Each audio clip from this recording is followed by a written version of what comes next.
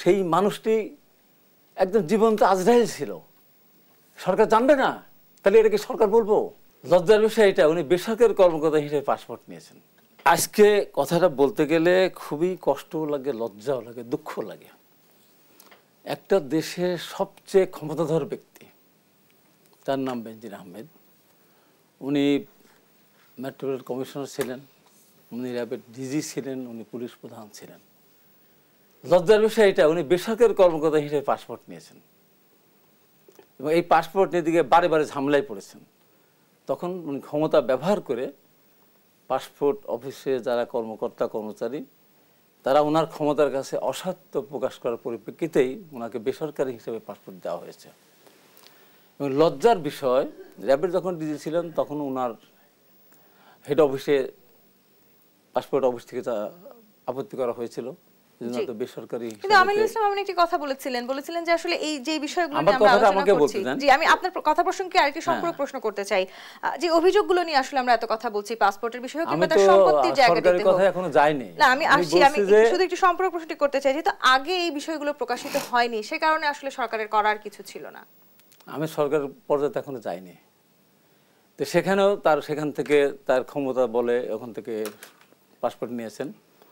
যখন পুলিশের আইজিপি, তখন তো উনি আপনার লাল পাসপোর্ট পাওয়ার কথা, উনি সিনিয়র সেক্রেটারি হিসাবে অত্যন্ত সম্মানজনক অবস্থা। সেখানেও সে মানসিকতা কত নীচ যে এত বড় একটা কর্মকর্তা হওয়া সত্ত্বেও বেসরকারি কর্মকর্তা হিসাবে, মানে বেসরকারি ফার্মে চাকরি করেন, এই ধরনের একটা তার মনোভাব হওয়ার সম্পন্ন একজন ব্যক্তি।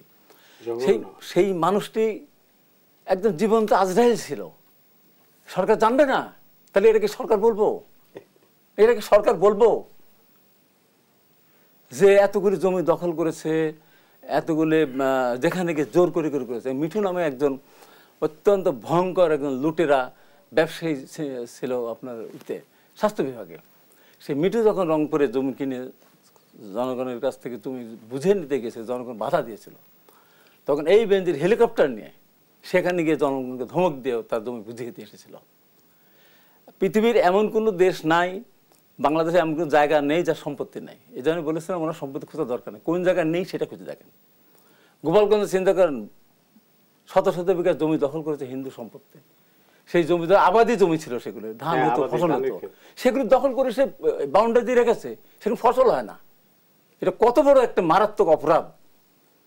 এইরকম একটা অপরাধীকে কিভাবে বারবার আজকে তারা এখন যুক্তি দেখাচ্ছেন উনি সিনিয়র ছিলেন, বুদ্ধিমত্তার পরিচয় হয়েছে। সিনিয়র ছিলেন কি আমি জানি না, পুলিশের প্রধান এগুলো হতে গেলে অনেক সময় জুনিয়র সিনিয়র, সরকারি যদি একটা খোদ লোক না হয় তাকে বানায় না, সেনাপ্রধানও খোদ লোক হিসেবে বানায় না।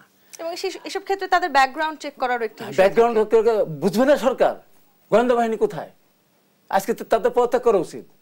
আপনি স্বরাষ্ট্রমন্ত্রী কি বলেন? আমি জানি না। আরে উনি জানেন না, উনি জানবেন না বেনজির আহমেদ কোথায়? ওনার তো পদত্যাগ করা উচিত ছিল, বললেই হয়ে গেল আমি জানি না। একজন লোক বিদেশ চলে গেল, সে এয়ারপোর্ট দিয়ে পার হয়ে গেল, উনি জানবেন না, বলে দিন আমি জানি না, আমার নলেজ নাই।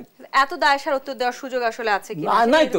পার্টির সেক্রেটারি বললেন উনি দেশে আছেন না বিদেশে আছেন জানি না, পরের দিন বলতেছেন বিদেশে গেলেও তাকে ধরে নিয়ে আসা, মানে তার পরদিনই স্বীকার করতেছে। এই যে ভয়ঙ্কর অপরাধীকে যেভাবে লালন পালন করেছে, এটা তো আমাদের স্বাধীনতা যুদ্ধে এত মানুষ শহীদ হয়েছিল এই জন্য। এই জন্য একটা লোক, একটা অনৈতিক একটা লোককে দিয়ে আমাদেরকে উপর নির্যাতন চালিয়েছে। আমি আমার শেষ কথাটা বলি, এবং কেমন ভয়ঙ্কর লোক, এরকম একটা টক শোতে এটিএন নিউজে আমি এফবিসি তখন সিনিয়র ভাইস প্রেসিডেন্ট, পরে প্রেসিডেন্ট, পরে এমপি হলেন আপনার ধানমন্ডি থেকে হারুন স্যার, আর উনি কমিশনার ছিলেন, আমাকে টক শো থেকে ধরে নিয়ে গেছিল, ওখানে ইনবুল কাসিম একজনকে হত্যা করেছিল, ক্রস ফায়ার দিয়েছিল, তাকে আমি রেখে গেলাম ডিবি অফিসে, আমি কাশিমপুরে গেলাম, তারপর ক্রস ফায়ারে নিহত, এবং তার কাছে স্তর পাওয়া গেছে, বোমা পাওয়া গেছে, আমার ডান পাশে বসাও নেই। আমি তখন এই কথা বললাম যে কোথায় পেলো, আমাকে তো রেখে গেলাম ডিবি অফিসে, ও কোথায় পিস্তল পেলো, কোথায় বন্দুক পেলো, ও কোথায় বোমা পেলো, এটাকে আমাকে বিশ্বাস করতে হবে। তখন আমাকে উনি কি বলেছিলেন জানেন?